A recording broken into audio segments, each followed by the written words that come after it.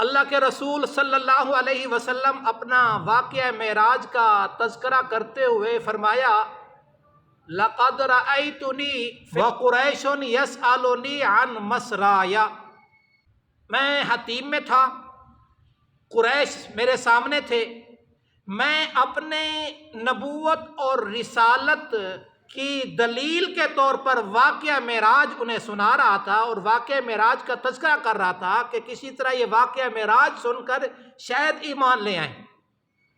تو آقا صلی اللہ علیہ وسلم نے فرمایا میں بیت اللہ سے بیت المقدس پہنچا، وہاں 1.25 لاکھ کم و بیش انبیاء منتظر تھے، وہاں میں پہنچا، آذان ہوئی، مجھے امامت کے لیے آگے کیا گیا، میں نے 1.25 لاکھ کم و بیش انبیاء کو نماز پڑھائی۔ آقا صلی اللہ علیہ وسلم اسی بات کا تذکرہ کر رہے تھے تو ایک آدمی نے سوال کیا عن اشیاء من بیت المقدس لم اثبتها، ایک نے سوال کیا کہ آپ بیت المقدس میں گئے تھے، مسجد اقصی میں اندر گئے؟ آقا صلی اللہ علیہ وسلم نے فرمایا ہاں میں اندر گیا۔ تو اس نے سوال کیا کہ مشرق کی جانب بیت المقدس کے دروازے کتنے تھے؟ ابھی آپ صلی اللہ علیہ وسلم اسی کی طرف متوجہ تھے، دوسرے سوال کر دیا شمال کی جانب کھڑکیاں کتنی تھی، دروازے کتنے تھے، کھڑکیاں کتنی تھی؟ تو آقا صلی اللہ علیہ وسلم ان کے سوال سے پریشان ہونے لگے، کہتے ہیں نا جتنی منہ اتنی باتیں۔ تو حدیث میں آتا ہے، صحیح مسلم کی روایت ہے فَقُرِبْتُ قُرْبَةً مَا قُرِبَتْ مِثْلَهُ قَطُّ، آقا صلی اللہ علیہ وسلم ان کے سوال سے اتنا پریشان ہوئے، اس سے پہلے کبھی اتنا پریشان نہیں ہوئے کہ آقا صلی اللہ علیہ وسلم کا یہ انوکھا اور عجیب واقعہ، دنیا کائنات کا پہلا اور آخری واقعہ، دنیا کائنات میں کبھی ایسا واقعہ کسی کے لیے ایسا سفر کسی نے نہیں کیا کہ بیت المقدس، بیت اللہ سے بیت المقدس، بیت المقدس سے آسمانوں کی سیر، آپ صلی اللہ علیہ وسلم 1.25 لاکھ کم و بیش انبیاء کی امامت کرا رہے ہیں۔ کیا آپ وہاں کھڑکیاں دروازے شمار کرنے گئے تھے؟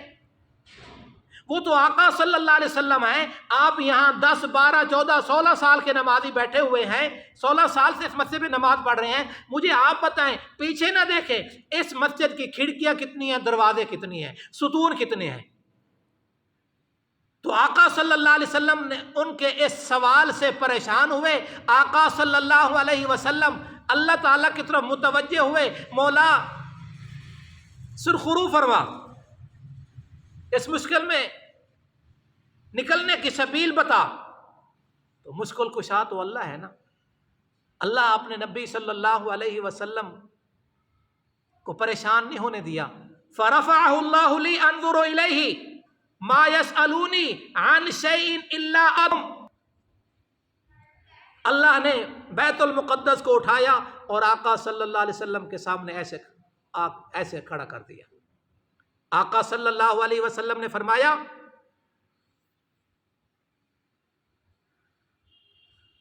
پوچھو، کیا پوچھتے ہو؟ کھڑکیاں پوچھتے ہو، شمال کی جانب، مغرب کی جانب، مشرق کی جانب، دروازے پوچھتے ہو؟ تم پوچھو، میں تمہیں بتاؤں گا۔ سبحان اللہ۔ میں اس کو یوں کہوں گا، ایک دفعہ تو اللہ اپنے نبی صلی اللہ علیہ وسلم کو بیت المقدس لے گیا، اب بیت المقدس نے دل میں یہ خواہش کا اظہار کیا، وہ آقا صلی اللہ علیہ وسلم کے دیدار کو آ رہا ہے، اللہ اس کو اٹھا کے لے آیا، رفع اللہ اٹھا کے لے آیا ان کے سامنے، پردے ہٹا دیے سارے۔ تو آج بھی کچھ لوگ کہتے ہیں بھی اسرائیل انبیاء کی اولاد ہے، اصل میں یہ میسج اسرائیل سے چلا ہے، وہ اسرائیلی کہتی ہیں ہم انبیاء کی اولاد ہیں، بیت المقدس ہمارے انبیاء آباء و اجداد نے بنایا ہے،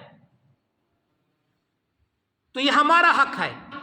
یاد رکھیں اسرائیل نے صرف 99 سال فلسطین پہ حکومت کی ہے، فلسطین اس مقدس ارض کی صرف 99 سال۔ اور اسرائیل بھی ذرا ذہن میں رکھ لیں، یہ عبرانی زبان کا لفظ ہے یا سریانی زبان کا لفظ ہے، یہ فرشتوں نے حضرت یعقوب علیہ السلام کا نام رکھا تھا کہ فرشتوں نے جب اسحاق علیہ السلام سے پوچھا کہ اس کا کیا نام ہے، انہوں نے بتایا یعقوب کا معنی ہے پیچھے آنے والا، ان سے بڑے بھائی، جڑواں بھائی، تھوڑی دیر پہلے پیدا ہونے والے بھائی عیس تھے۔ اللہ نے ان میں بادشاہت کو رکھ دیا. یعقوب علیہ السلام کی اولاد میں اللہ نے نبوت کو رکھ دیا. اذ جعل فیکم انبیاء وجعلکم ملوکا وآتاکم ما لم یؤت احدا من العالمین. سورۃ مائدہ میں اللہ نے اس کا تذکرہ کیا ہے. تو 99 سال کے اندر انہوں نے ہزاروں انبیاء کو قتل کیا ہے. اور دنیا کی جو تاریخ ہے ہزاروں سال میں اس ارض مقدس کی اوپر حکومت کرنے والے کنانی تھے جو عرب سے یہاں فلسطین میں شفٹ ہوئے تھے. اور آج سے لے کر 1800 سال تک اسرائیل ارض مقدس کی حکومت سے بے دخل اور بے عمل رہا. کوئی ان کا عمل دخل نہیں رہا.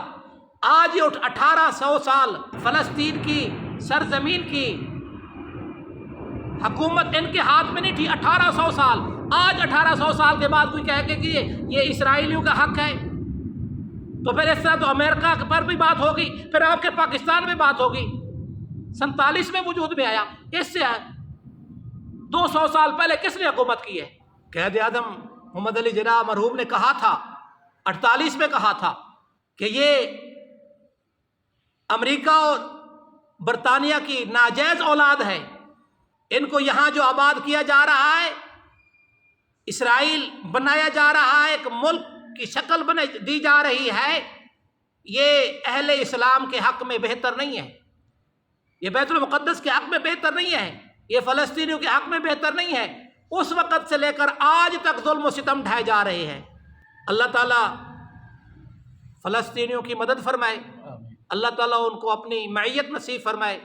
اللہ تبارک و تعالیٰ ان کی شہادت کو قبول فرمائے اور بیت المقدس کو ان کے پنجوں سے آزاد فرمائے.